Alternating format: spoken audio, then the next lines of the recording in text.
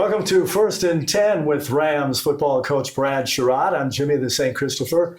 Rams are 2-2 now in the Sooner Athletic Conference, 2-0 in the conference, 2-2 overall, as they knocked off Nelson down in Waxahachie Saturday, 37-21. Rams had a 16-7 lead in the first quarter, then 30-7 at the end of the first half. Coach, congratulations on the win. How important is it to get an early lead like that? Well, it helps. When you do that, it kind of takes some pressure off of you, defensively and offensively. But we're really looking to execute more and better as the game went on. But it was good to get a lead like that. And the Rams, Cole Francis, the quarterback, 15 out of 26, 190 yards, 3 TDs, 0 interceptions. He did take 1 sack, had 8 different receivers that he connected with. And as a starter this week, how much improvement did you see out of Cole? Well, he did a good job. Cole's just very consistent. And I think he has a real good master, good hand of the offense. And does a good job of leading the guys. So he understands where the ball should go and what he can do and shouldn't do. It's not that he played perfect, but overall he played a very good game of just understanding of managing the game and managing the offense.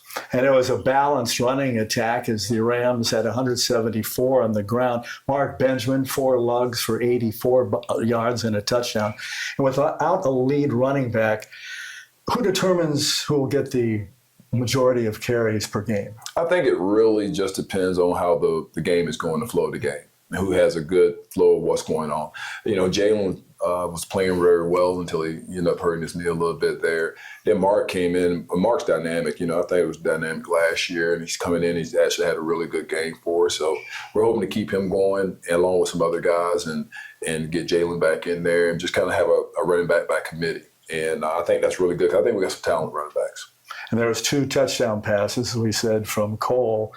What was prettier, the 59-yarder to T.J. Curtis or the 56-yarder to Cam Smith? They both were, because I see the ball, it was in the air to get it caught by us. So to score like that and to score some explosive plays like that kind of put the onus on the defense a little bit when they have explosive plays like that. So we try to get as many explosive plays as we can on offense and limit them on defense. And to me, I think anytime you do that, that kind of puts a little bit more pressure on the opposing team. And the Lions did have, 325 yards passing and 3 TDs, but they were picked off 4 times. They were sacked 4 times, and there was a boatload of TFLs. One of those picks was an exciting pick for 6 by Jaden Jones. And who's the leader of the young secondary now? Is it Jaden Jones? I think that's still evolving back there with a lot of young kids. We got Jarvis Solomon back there who's doing a great job as a freshman. JJ's had 2 good weeks of playing, and you just need to learn how to compete every day in practice so that can carry over to the games. So I think it's still evolving. I think we still got a bunch of young kids, and it's exciting to have those kids back there that can play for us. So it's a good thing.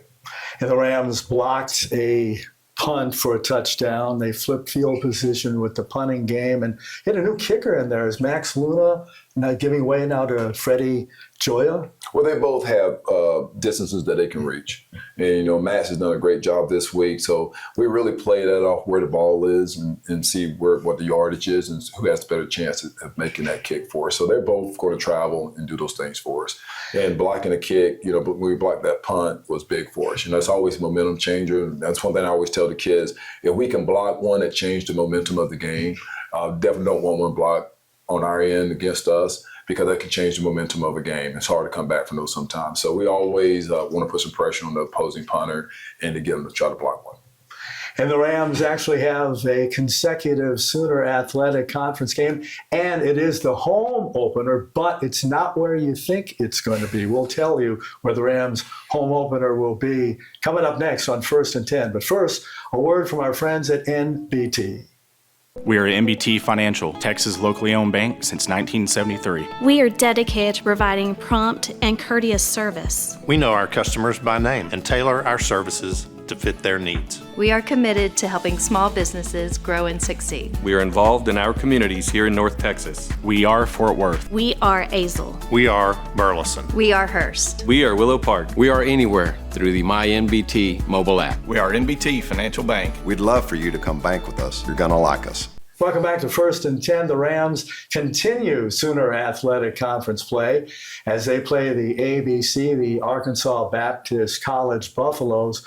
Saturday, it's a 2 p.m. game now. It is not at Crowley Multi-Purpose Stadium. It will be at North Crowley Panther Stadium. And ironically, it'll be almost a year since the Rams played ABC, Arkansas Baptist College, at Panther Stadium in North Crowley, and they whipped them 77-0 in that game last year. Back to North Crowley, Panther Stadium.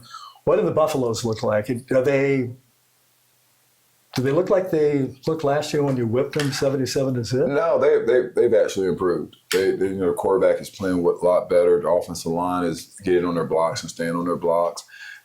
Defensively, they're athletic and they can move around and make you miss. So they're better. I think everybody's gotten better in this league. As you start to watch crossover film, you're starting to see more teams are playing a lot better defense and offense. So it'll be a challenge for us. If we don't go in there and play our brand of football, it would definitely be a big challenge for us. But they are a better football team, and so we'll have our work cut out for us. So we need to go out there and play the brand that we know how to play. And the Buffaloes did lose to TC and to Nelson. And what do they do on offense now this year? Well, they're spread. They're spread. They're a little hurry up, spread offense. But they do it. Their quarterback is doing a very good job of getting the ball in the right spots, in the right places, reading coverages. And their offensive line is, like I said, they're doing a better job of protecting, but also just running and getting on blocks on their run game. So giving themselves a chance by doing those things. They're pretty balanced on both sides of the ball. And speaking of which, the quarterback, Tyler Strickland, how much of a dual threat is he? He is. He's someone that, anytime you can face a quarterback that can run and throw, that's an issue. So we're going to have to do a very good job of at least forcing him to hand that ball off and tackling the run and doing those things. But when he does pass the ball, we need to make sure that we're in those lanes and getting in those windows and giving ourselves a chance to intercept some of those balls, or at least deflect them. And then we got to do a great job up front of containing him and make sure we don't give him any running lanes. What do they look like on defense, the Buffaloes? Very athletic. They play a lot of man. They're going to do some things up front to force some single blocks to give their guys a chance. They're not very big, but what they make up for is their quickness and athleticism. They have a handful of juniors and seniors, and by that I mean I think 4 juniors and 1 or 2 seniors, the rest freshmen and sophomores. So it's a very young team on both sides of the ball. What kind of challenge is that, coaching a young team that's mostly freshmen and sophomores? Well, you're going to run into them making some mistakes. Just don't have the experience as an older player would. And those are the things that you concern yourself with, that they're going to make some mistakes that with that lack of experience. So we're hoping that our experience will kick in for us and do some good things for us. But at the same time, we know we're playing some young kids too. But I think we're getting better, and I'm sure they're continuing to get better every week too. So it'll be a much improved team this weekend than they were last weekend because they're continuing to learn. Apparently they had some problems. They didn't get a facility rented in time for spring practice, so they had zilch spring practice. So how much does that affect a team? Is spring practice that important that it would affect them for the regular season? Well, it can, but you also have summer, where you can go out in the summer and really kind of have another spring. So I don't know if they did, they didn't, but I know my first year here, I didn't have a spring with my team, but I had the summer, which gave me another 15 days in June and July, 30 days basically to work through things that we want to do. And as we swing into get to know Coach Brad Sherrod, this week's question, hopefully it isn't a trick question, but they're all tricky. That means they're good questions, right? Major League Baseball postseason is underway. Wild card started this week, and then swing into the LDS series, and then the Championship Series and the World Series, which could take us up to the 1st November. Anyway, what is your favorite Major League team, or who is your favorite big league team? Oh, okay. Well, I would have to say the Braves, the Atlanta Braves, just from the standpoint of, just when I was in college, they had that major run of playing in the championship or being in it or winning it.